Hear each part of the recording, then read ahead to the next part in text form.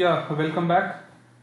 So we were talking about the quality aspects, and in the last class we were focusing on what basically the zero defect software is and how to achieve it, and the entire process related to it. We saw that okay, this particular zero defect is nothing but a part of total quality management, and where the idea is that the defects should asymptotically move towards zero.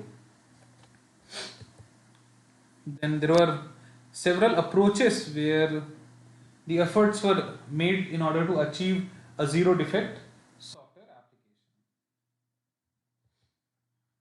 application. We looked into your test driven development, where we said that okay, let's go for tests in every phase. We looked into the continuous integration process. We talked about your automated regression functional test suites, and we went for RCA as well, root cause analysis. Then we had the high development skills, where we said that we need to have you know uh, the skilled labor along with your tracking tools in order to deal with bugs.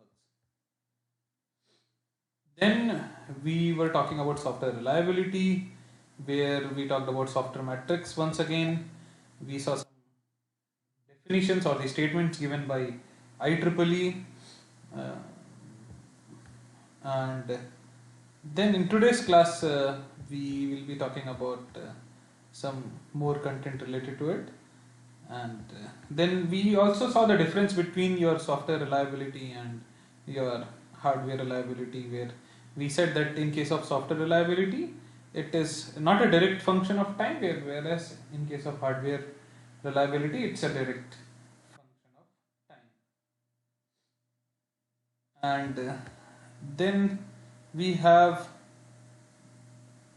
some basic issues related with software reliability, where we said that okay, how much to test and when to stop, and then we had the software reliability growth models as well. And once again we looked into MTBF, then we saw MTTF and then MTTR, and then we said that okay, MTTR is to be considered, and we looked into reliability versus availability, and we looked into this particular availability formula as well.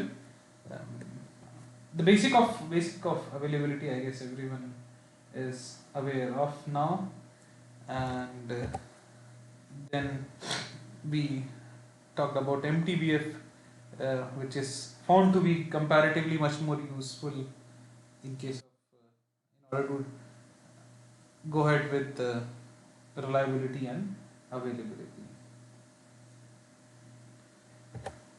Then we were supposed to start this software reliability model.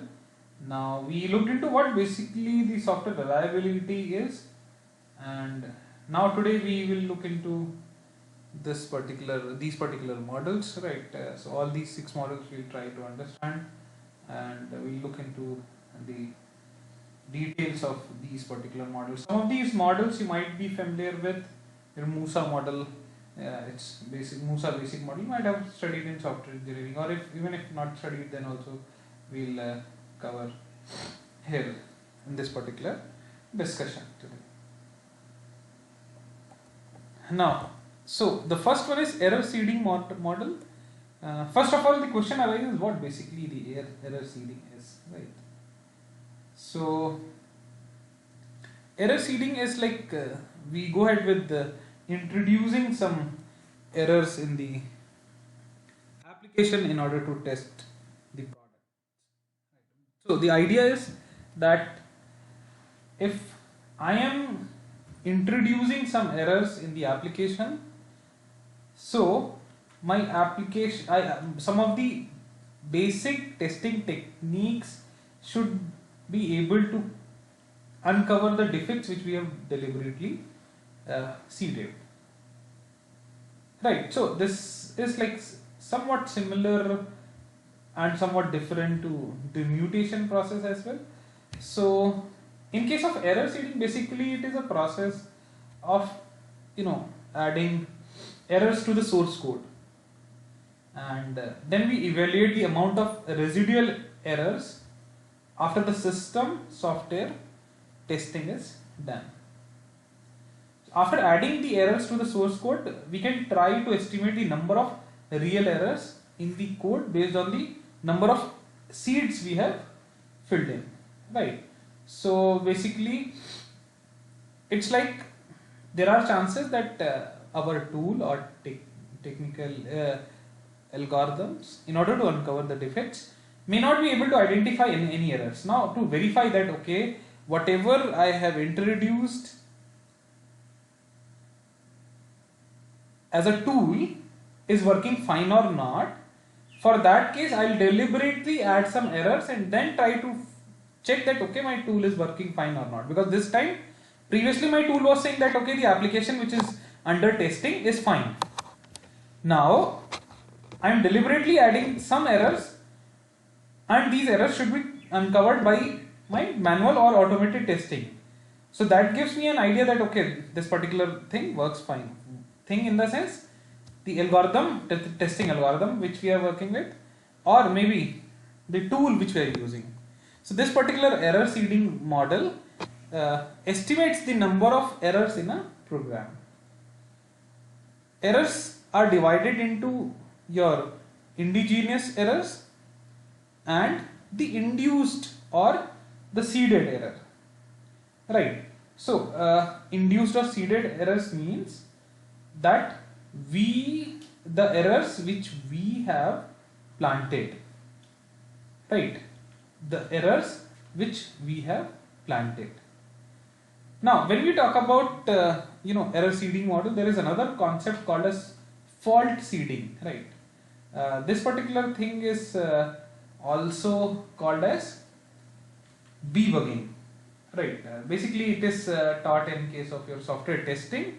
So basically your error seeding, fault seeding or debugging, all these things are same, and idea is to know the bugs by randomly adding some bugs in a source code by the programmer, right? So whenever we come across these kinds of terminologies such as your debugging or maybe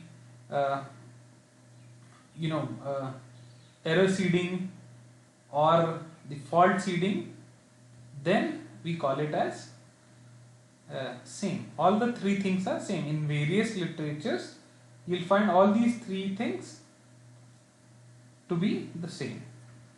So the unknown number of indigenous errors is estimated from the number of induced errors and the ratio of two types of errors obtained from the testing data in the form of your induced error upon the indigenous errors.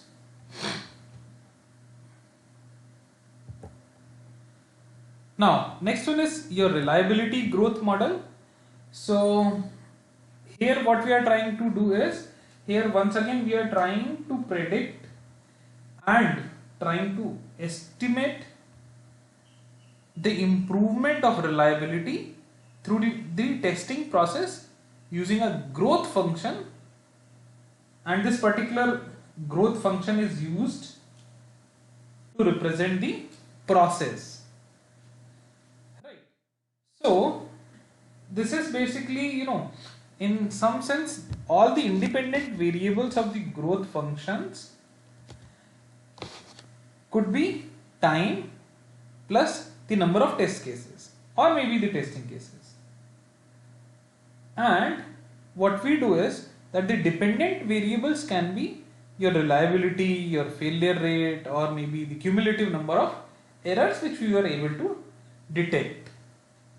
So a reliability growth model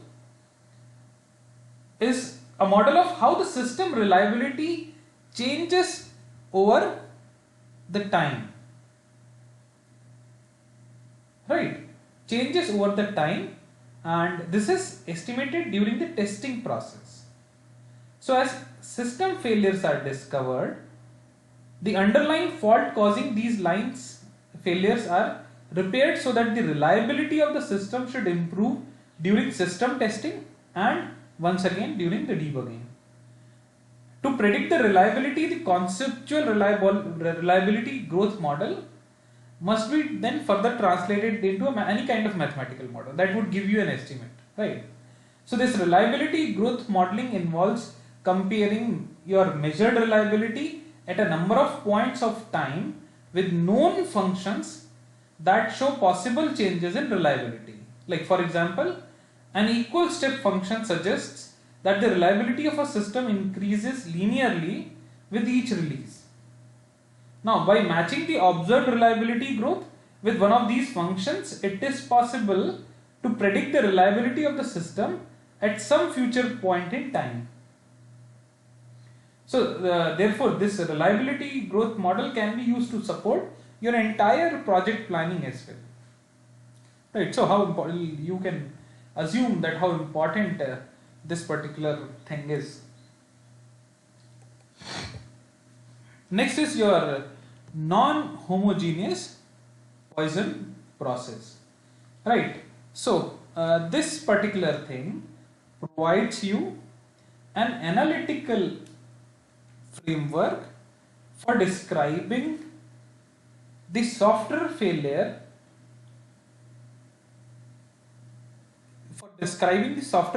phenomenon during the testing phase, right? During the testing phase. So it's a kind of random services, you can say. So the main issue is to estimate the mean value function of the cumulative number of failures experienced up to a certain point of time.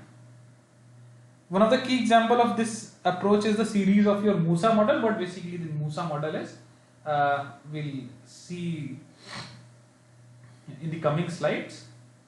So this this non-homogeneous Poisson process is almost similar to any any Poisson process, except the average rate of arrival is allowed to vary with time. Average rate of arrival is allowed to vary with time. Now what we do is that we once again, it's a kind of mathematical model only. Now next is your failure intensity rate.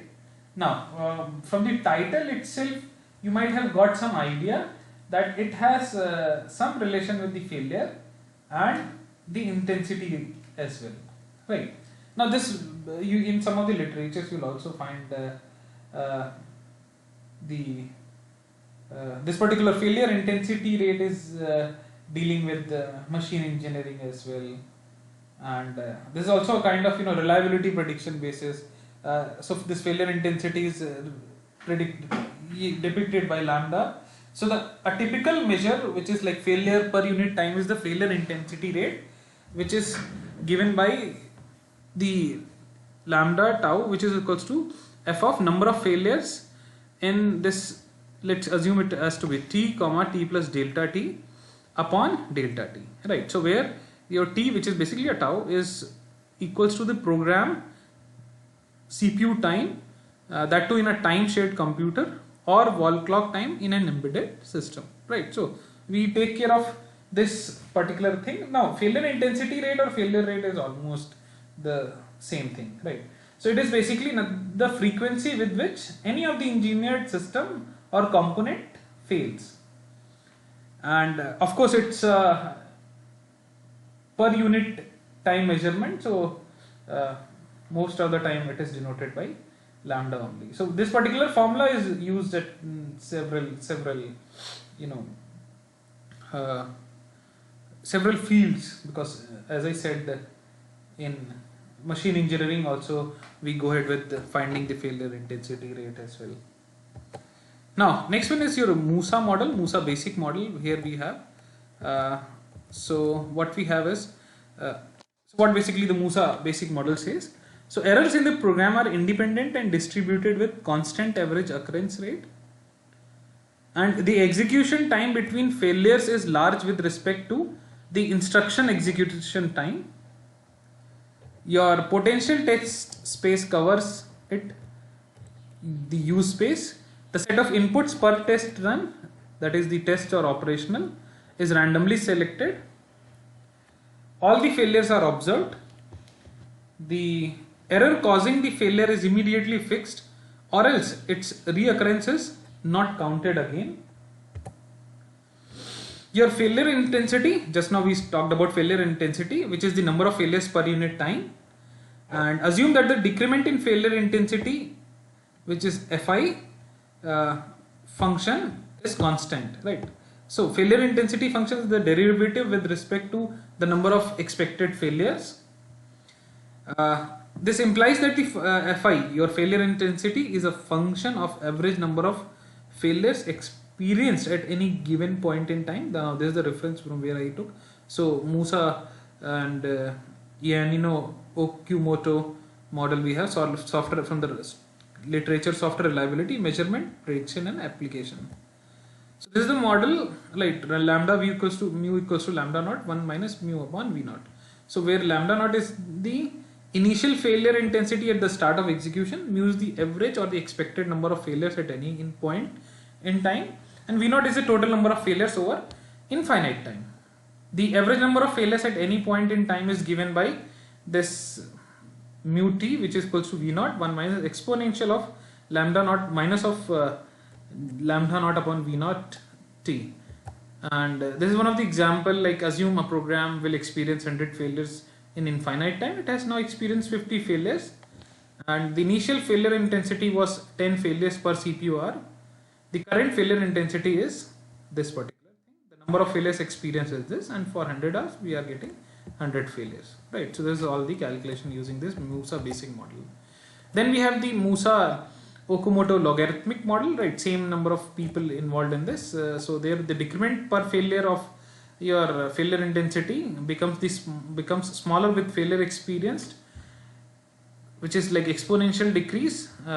Makes intuitive sense, usually observed in practice. So lambda mu equals to lambda naught exponential minus of theta mu, where theta is the failure intensity decay given by this particular formula. And this is one of the examples where we are trying to identify the current failure intensity at that too at 10 CPU hours and then 100 CPU hours we have. And this is a reference for this particular discussion we have. So in the next class we'll most probably deal with your last unit.